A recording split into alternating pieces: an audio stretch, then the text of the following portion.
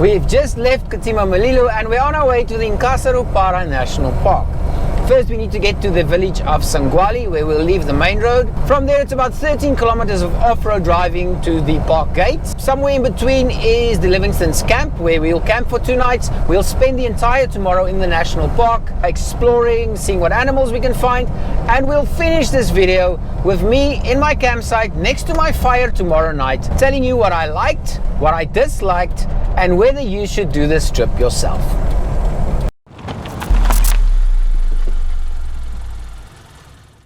And after 125 kilometers of extremely scenic driving on the C49, we reach the turnoff to the village of Sangwali. This is where things get exciting because we're leaving the main road and we're going to do some off-road driving. Expect gravel, expect sand.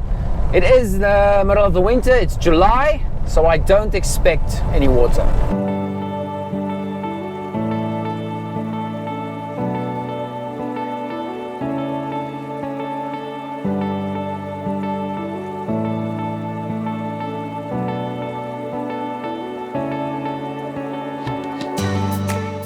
Okay, if I take a picture. You must go far. Can I? That's my friend, yeah. No problem. You can take as many as you can. But these hats are for women, eh? Ah, no, this one is for, it's a sun hat for men. Sun is for men. Yeah. But those for the Europeans. How much is it? This one is 300. Ooh. These are what oaks made from sisal. From Sisal? Sisal, yeah, it's like grass. It's easy. It's very light. For Light, the plane. eh? Yeah, it's not heavy. Oh. You can take as many as possible. No, but I'm from Namibia, eh? I'm not Oh, going you're to from which part of Namibia? From Katima. Just here at Gatima. Just moved to Katima oh, now. Okay. How much are these warthogs? Since you're from Gatima, this one I can charge you 200. Oh, now the prices have changed. Yeah. Now you're charging me a nice price. Now we're friends. And this is the African queen. The queen. Yeah. Queen of which? From where now? Sangwali. Oh, the Sangwali. Nkasa, The queen yeah. of Sangwali. Yeah. Also some hippos from stone, Yeah. soapstone. We also have bowels. Yeah. Bowels are made from teak. Some they have animals, some they've got This one's giraffe, no? yes. For your girlfriend, you have to get something like this. Like a hat. Yeah. This one is the That one is something. lava man. How much are these?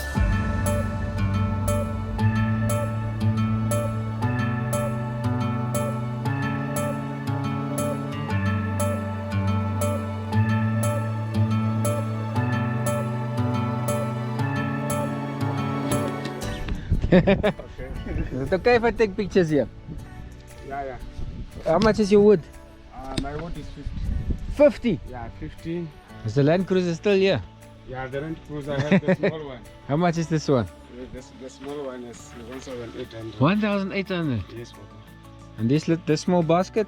Yeah, small basket. The smaller basket. This one. This one is 350. 350. The spoons? The spoons, yeah, 150. 150. Yeah. Oh, the rifles? Yes. yeah. We were waiting. Oh, you're making here? Yes, but I'm sitting there under the tree. Oh. Yes, then I remove them. I take some which I can carve if I have already Yeah. cut one piece of wood, then I create. So you're making everything yourself here? Yes. I was busy again with this one, but it's Oh, not yet done. not yet done. Yeah.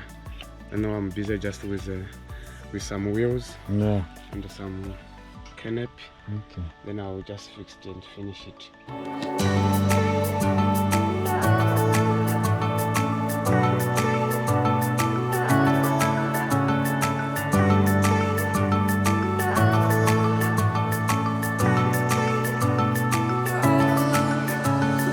So we're almost at Livingstone's camp. A bit of excitement, as is always in Africa.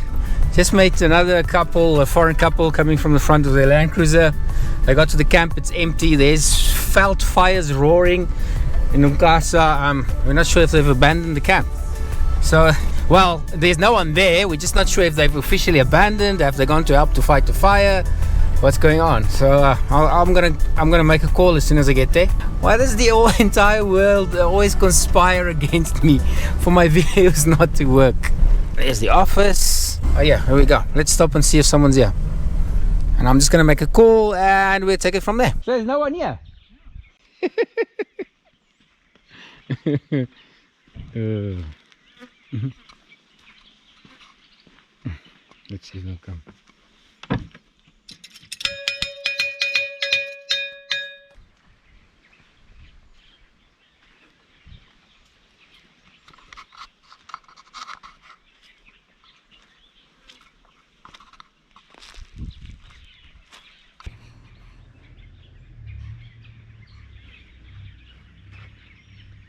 On MTC's network. Please read on. That's the number I was given, and now it says it doesn't exist. So yeah, the other couple has decided they're going to abandon camp. They're going to go head to the village, come back a bit later. The fire is right here. I mean, it's not like you can literally hear it, and you can see the flames, and they're quite big. Wind is sort of blowing in this direction. I've lived in Africa long enough to know the right thing now is the safe option, and that's just get out of here. It's not worth it staying. Okay. The people from reception has arrived, and they've assured me everything is fine. They're just going to make some preparations to just prevent the camp from burning down. It might be an interesting night. Let's go check in. I'm on campsite number 1, which he said is just down the road. I thought they've got 5, but I only saw 4 campsites on that map. He reassured me, yeah, it's 1 to 5. He reassured me that for now the fire is under control. I shouldn't worry, and if the situation changes, he'll inform me. That's all you could ask for. Site number 1, obviously the first one. They'll come back in about a couple of hours and just come and check up. The thing that worried us was that no one was here, but like you said, they're busy. Okay, there's a solar panel. There's my little hut. There's the river. Looks beautiful. Oh, this place is massive. Oh, ho, ho. I'm not sure if you can see that. That was Mr. Baboon. That's problems. Lots of beautiful shade. As you can see. That baboon ran into the tall grass. Hopefully he never ever comes back. Oh yeah, that's the view. This is the actual site. Probably just pop the tent up there. Place to braai. There is a solar panel on the back, meaning, yeah, there's the plug, electricity, a bin, basin with some hot and cold water. I was told there's lights. I was told there's hot water in the showers. Yeah, this is the bathrooms over this side. It's actually not bad. Thinking in the bush. There's the showers. Yeah, it's gas heating, so you've got 24 hours hot water and a flush toilet. Good morning everyone. It's not as early as I wanted, but as promised, we're on our way to the Nkasa Rupara National Park. Nkasa Rupara National Park, also known as the Mamili National Park, is a protected area located in the Zambezi region of Namibia. It is one of the newest national parks in the country, established in 1990, and covers an area of approximately 320 square kilometers. The park is situated in the wetland area known as the Zambezi floodplain, which is formed by the Kwandu and Linyanti rivers, and centers around the 2 islands of Nkasa and Rupara. It is renowned for its rich biodiversity and serves as an important habitat for a wide variety of wildlife. Visitors to the park have the opportunity to spot various mammal species, including 4 of the big 5, no rhinos, and an abundance of bird species. It is particularly known for its large population of elephants, which migrate through the park during the dry season. We are approaching the Nkasa Rupara gate. There was a scenic drive. It's about 6 kilometers from the camp. Some sandy spots where, I guess because it's still early in the morning, the sand is cold, my tires are still cold, there was maybe a bit of dew overnight. I didn't need 4x4. I guarantee you if you come in the afternoon, I'm going to have to engage 4x4. Scenic. All I'm going to do now is register at the gate, pay my park fees, and I'll see you on the inside.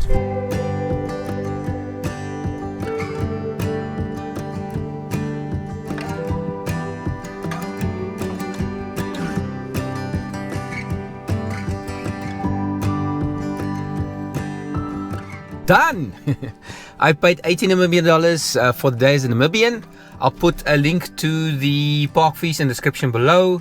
Remember, there's different rates for Namibians, SADC, as well as international visitors. There's also different rates for top tier A and tier B parks. There's also a vehicle that gets a vehicle as well as a conservation fee per day. We're in. Let's go explore. On advice from the ladies at the gate and reception, I opted to explore the Rupara Island using the easternmost track. There are 3 main ones that run up and down the island. The tall grass made sightings difficult, especially with only myself in the vehicle, but eventually a small herd of impala was my first sighting. From there things got better, quite a lot of warthogs, but most refusing to pose for the camera, and then Zazu. It was turning into the Lion King, with only the main actors missing. At intervals I pushed towards the center of the island and was rewarded with a kudu sighting. I would end up seeing quite a few throughout the day. As well as patches of thick sand, nothing Frank's 4x4 my Dunlop all-terrains couldn't handle. More impala, more tall grass,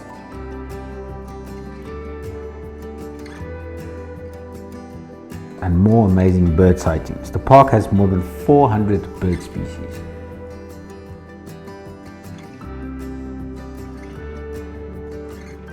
As I reached the end of the island, I headed towards Liadura, where I was told I'd be able to access the river. The central part of the park revealed many surprises. First, the extensive damage from veld fires, then a committee of vultures, followed by my first lechwe. This one seemed to have lost a fight with a friend. And then an unexpected water crossing. Being the seasoned water crosser I am, I assessed and quickly deemed it to be safe to cross.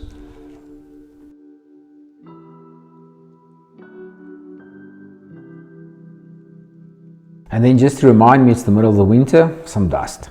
That powdery type that gets in everywhere. Finally I reached Liadura and found an epic spot to brew some coffee and have lunch.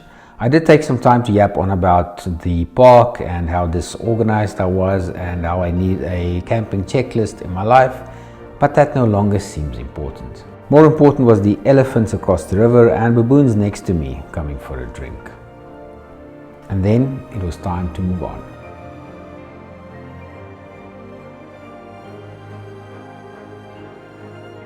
Done with lunch, and if you're wondering where that perfect little spot is, like I mentioned, it's Liadura. You'll see the boats. I believe those boats are for the lodges.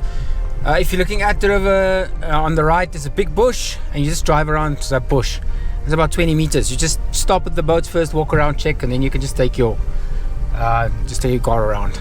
For now, we're just going to carry on exploring. On my way back, I saw more of the same. A warthog that gave me attitude,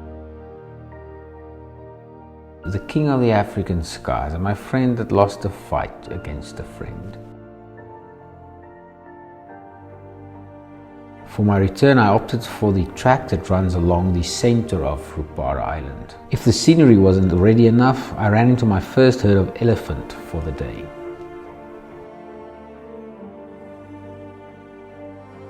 With trunks in the air, they quickly detected my presence, and one by one they lazily wandered off into the bush.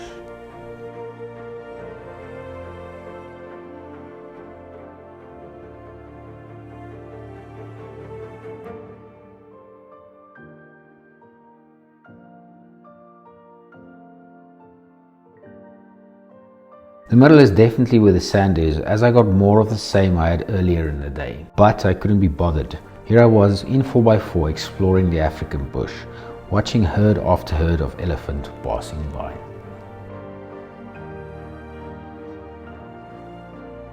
I pulled over here and babbled on for 3 minutes about what I liked, disliked and my recommendations. But now that I'm editing, going through all the footage, I get it a little bit better. Many of you will be complaining in the comments, Nick, it's a video about Nkasa Rupara Park and it took you 7 minutes to get there. Well sir, it's usually a sir, and that's exactly the point. Visiting the smaller parks in Namibia like Nkasa Rupara, Mudumu, Babwata, Kaudum, etc. is not only about the big five, it's an entire experience. From the moment you left your home, the scenic drive on the C49, the 13 kilometers passing through the little villages, stopping to talk nonsense with craft sellers, crossing little bridges, that is the experience I showed you. It's more than just the animals, it's the tranquility of spending a day or two in the African bush, far away from everyone and everything else. It's space, it's exploring, searching, not knowing what's around the next corner. It's not bumping into another vehicle every 5 minutes or fighting with tour operators for a spot to see the latest sighting. Here you don't head to the restaurant at the end of the day or search for where the Wi-Fi works the best. It's an experience I can recommend to anyone that wants what I want, that needs what I need. And that is not always the big five. If you do, then this is most likely not the place for you. Nothing wrong with that. Just maybe then go to Etosha, the Kruger, South Luangwa, or one of the many popular parks in Botswana. Thank you for watching. Like, sub, and as always, stay adventurous.